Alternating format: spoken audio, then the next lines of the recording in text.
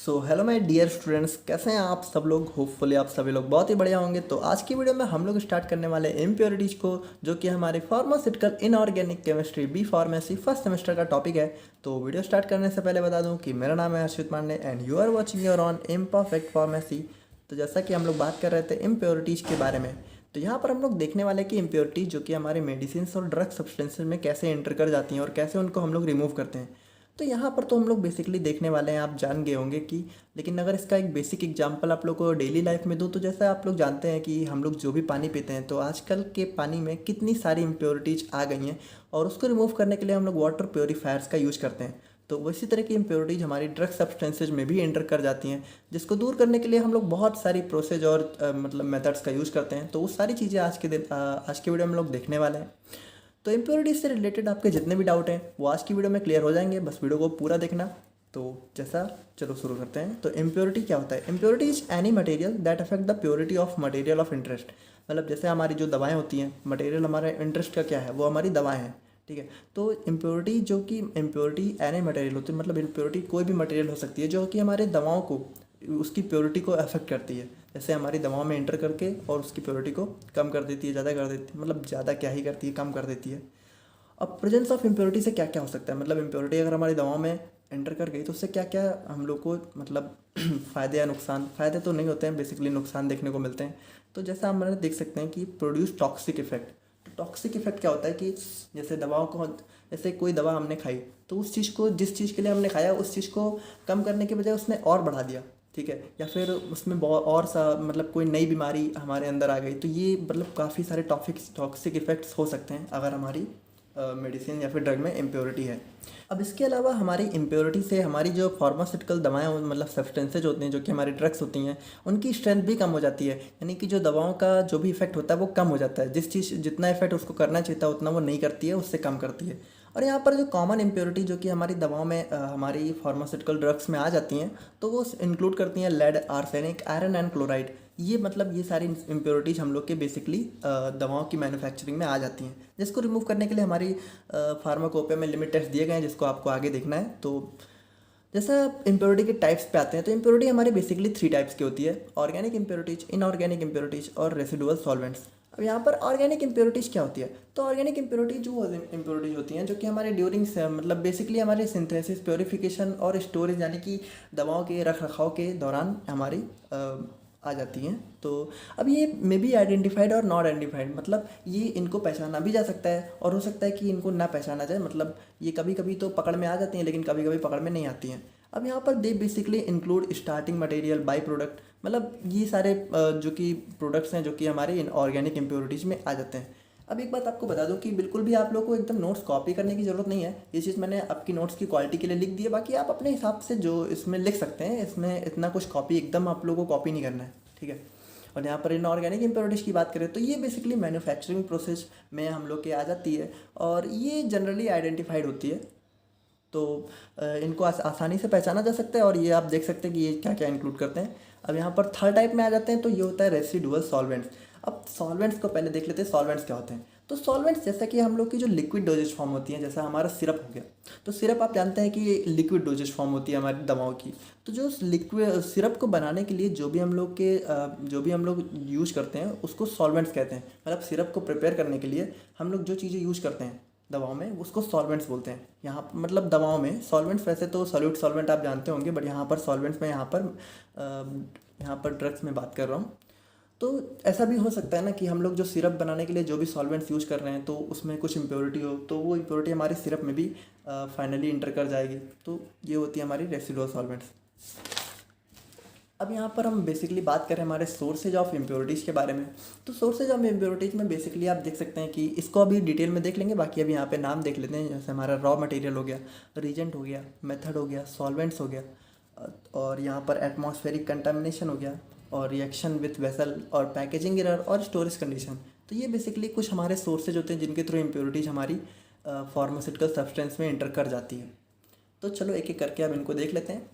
और यहाँ पर रॉ मटेरियल, जैसे रॉ मटेरियल की बात करें तो रॉ मटेरियल क्या होता है कि कभी कभी जो हमारी रॉ मटेरियल क्या होता है, सबसे पहले इसको समझ लेते हैं। तो रॉ मटेरियल वो मटेरियल होता है जो कि हमारे दवाओं की मैन्युफैक्चरिंग में जो सबसे पहले यूज़ किया जाता है। जैसे कि हमारी अब जैसे दवाओं की जो भी मैन्युफैक्चरिंग करनी है उसके लिए जो सबसे पहले जो मतलब सबसे पहला मटेरियल जो यूज़ किया जाता है, ठीक है, वो रॉ मटेरियल होता है। रॉ मटेरियल मतलब कच्चा पदार्थ, जैसे आप समझ सकते हैं ना कि तो जैसे हम लोग चाय बनाए, ठीक है, तो चाय बनाने के लिए बेसिक हम लोग सबसे पहले क्या लेते हैं, हम लोग दूध लेते हैं, ठीक है, मिल्क। तो वो हमारा रॉ मटेरियल हो गया चाय में, ठीक है, मिल्क टी में हमारा मिल्क रॉ मटेरियल हो गया। इसी तरीके से हमारे दवाओं को प्रिपेयर करने में हमारे रॉ मटेरियल्स, अब रॉ मटेरियल्स में ही अगर इम्प्योरिटी आ गई, यानी कि जो हमारा स्टार्टिंग मटेरियल है अगर उसी में हमारी इम्प्योरिटी इंटर कर गई तो फिर दवाएं तो हमारी एट लास्ट में मतलब इम्प्योरिटी से हो ही जाएंगी। तो यहाँ पर देख सकते हैं जैसे कि इम्प्योरिटीज फ्रॉम रॉ मटेरियल्स में be carried through manufacturing process and contaminate the final product. जैसे कि अब इसमें एक बेसिक एग्जांपल देखें तो हमारा जो रॉक सॉल्ट होता है, हमारा NaCl मतलब हमारा जो सोडियम क्लोराइड नमक होता है वो हमारा रॉक सॉल्ट से प्रोवाइड किया जाता है। अब रॉक सॉल्ट हमारा CaSO4 यानी कि कैल्शियम सल्फेट और MgCl2 यानी मैग्नीशियम क्लोराइड कंटेन करता है। अब जो हमारा NaCl यानी कि जो भी हमारा नमक है जो कि हमारा रॉक सॉल्ट से प्रिपेयर किया गया है, तो वो यहाँ पर जो कि कैल्शियम और मैग्नीशियम के ट्रेसेस यानी कि उनके मतलब कुछ अमाउंट यहाँ पर कैल्शियम और मैग्नीशियम का हमारे NaCl में इंटर कर सकता है, जो कि हमारे इम्प्योरिटीज़ के फॉर्म में इंटर कर जाता है। तो इसको मतलब काफ़ी ध्यान देने की ज़रूरत होती है यहाँ पे। और जहाँ पर दूसरा टाइप अगर देखें तो रिएजेंट यूज, ठीक है, तो रिएजेंट यूज मतलब इसमें जैसे हम लोग जो भी दवाओं को बनाने के दौरान बनाने के ड्यूरिंग में हम लोग जो भी रिएजेंट्स यूज करते हैं, ठीक है, तो अगर उनको हम लोग कंप्लीट मतलब जैसे हम लोग दवाओं को बना रहे हैं तो उसमें हम लोग कई सारे रिएजेंट्स यूज करते हैं, तो उसको हम लोग का जो फाइनल प्रोडक्ट प्रिपेयर होता है तो उसके मतलब फाइनल प्रोडक्ट के प्रिपरेशन के बाद उसको रिमूव करना बहुत इंपॉर्टेंट हो जाता है। अब जैसे अगर वो रिमूव नहीं हुआ तो वो हमारे इम्प्योरिटी के फॉर्म में फाइनल प्रोडक्ट में एंटर कर जाता है। जैसे यहाँ पर एग्जांपल में देखें तो HgCl2+2NH4OH, तो इससे हमारा NH2HgCl+NH4Cl, मतलब इसको यहाँ पर सिंपली देखें तो जो हमारा अमोनिएटेड क्लोराइड होता है NH2HgCl, वो हमारा जब हम लोग मतलब अमोनिएटेड क्लोराइड बनाते हैं तो वो हमारा अमोनियम हाइड्रोक्साइड कंटेन करता है। अब अगर ये अमोनियम हाइड्रोक्साइड हम लोग फाइनली वाटर से वॉशिंग के बाद अगर ये रिमूव नहीं होता है तो ये हम लोग का जो फाइनल प्रोडक्ट बन रहा है उसको कंटामिनेट यानी उसको इम्प्योरीफाई कर सकता है। तो यहाँ पर जो हमारा थर्ड पॉइंट आता है सोर्सेज ऑफ इम्प्योरिटीज में, वो हमारी आती है मेथड और प्रोसेस। अब इसको बहुत ही सिंपल लैंग्वेज में अगर समझें तो जैसा कि हम लोग जानते हैं कि जो दवाओं की प्रोसेसिंग होती है जो कि उनकी मैन्युफैक्चरिंग प्रोसेस होती है, तो उसमें कई सारी स्टेप मतलब जैसे एक स्टेप के बाद दूसरी स्टेप के बाद तीसरी स्टेप, जैसे multiple step synthesis process use होती है।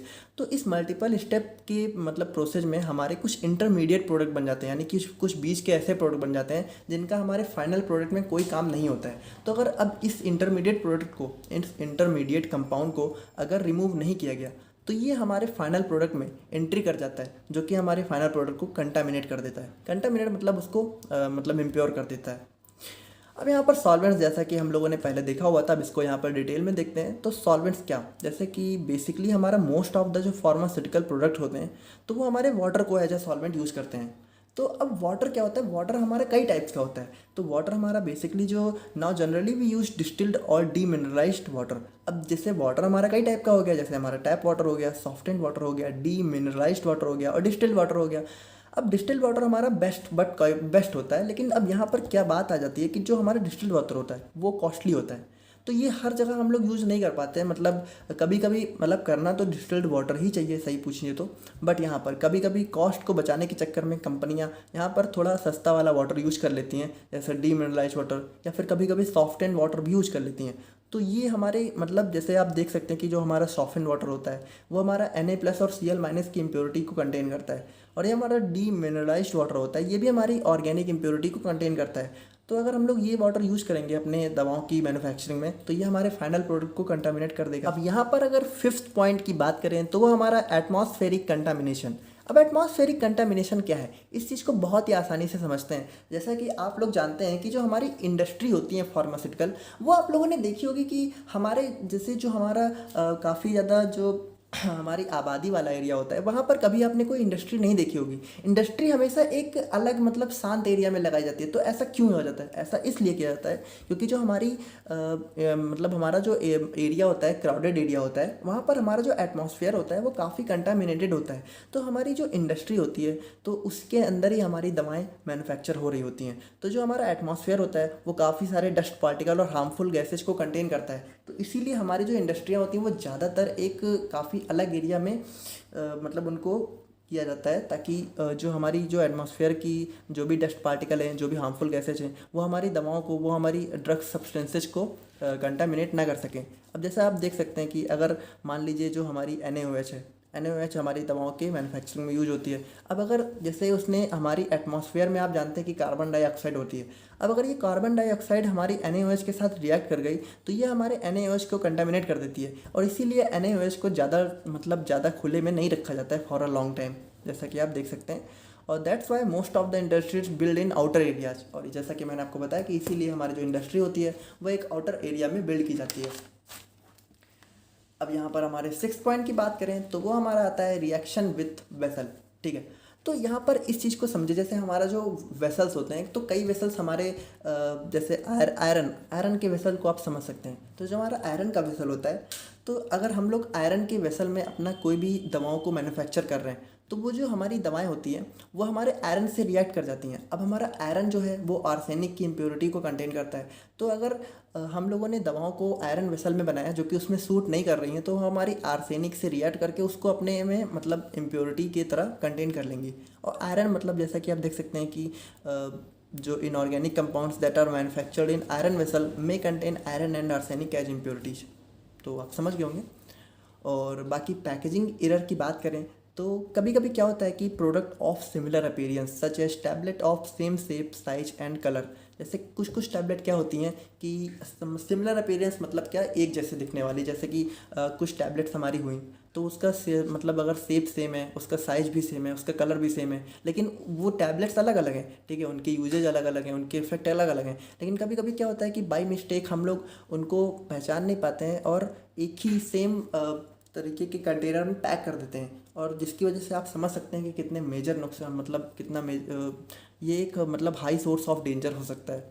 तो इम्प्रॉपर लेबलिंग में also cause major packaging error. अब कभी कभी क्या होता है कि हमारी जो हमारी दवाएं हैं, तो वो उन पर हम लोग जो कि लेबलिंग करते हैं, मतलब लेबलिंग आप समझ रहे होंगे ना, जैसे आप लोग जो भी दवाएं खाते हैं तो उस पर लिखा होता है पैरासीटामोल या फिर डोलो या फिर जो भी दवाएं होती हैं, तो लेबलिंग उसको कहते हैं। तो कभी कभी हम लोग लेबलिंग ही गलत कर देते हैं। अब ये सारी जो मतलब इम्प्योरिटीज़ की जो एरर होती हैं, ये हमारी बाई मिस्टेक ही कॉज होती हैं, जिसको हम लोग काफ़ी सावधानी से दूर कर सकते हैं।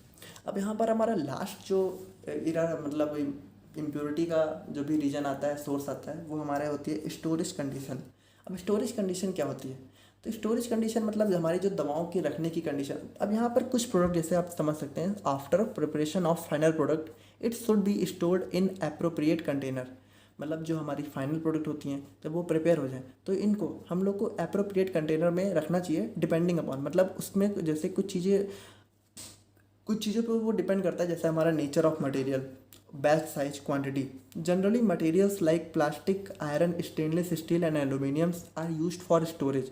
Improper storage leads to reaction with these materials and contaminate the final product. जैसा कि हम लोगों ने देखा था कि हम लोग अगर यहाँ पर जो हमारा आयरन होता है, स्टेनलेस स्टील होता है, एल्यूमिनियम होता है, तो इनके मतलब इन मटेरियल्स में अगर हम लोग अपनी दवाओं को स्टोर करते हैं, ठीक है, तो अगर गलत तरीके से हम लोगों ने स्टोर कर दिया, फिर गलत दवाओं को स्टोर कर दिया, तो वो इनसे रिएक्ट कर सकती हैं और हमारे फाइनल प्रोडक्ट को कंटामिनेट कर सकती हैं।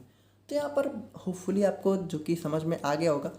और बाकी और भी लेक्चर्स आने वाले हैं। और बाकी एक बात आपको बता दूँ कि आई नो कि थोड़ा मुझे प्रॉब्लम्स अभी हो रही हैं क्योंकि ये बिगनिंग है, बट टाइम के साथ साथ वो सारी चीज़ें भी दूर कर दी जाएंगी और नोट्स आपको व्हाट्सएप पे मिल जाएगा। तो यहाँ पर व्हाट्सएप ग्रुप का लिंक डिस्क्रिप्शन में ज्वाइन करना मत भूलिएगा। बाकी मिलते हैं नेक्स्ट वीडियो में।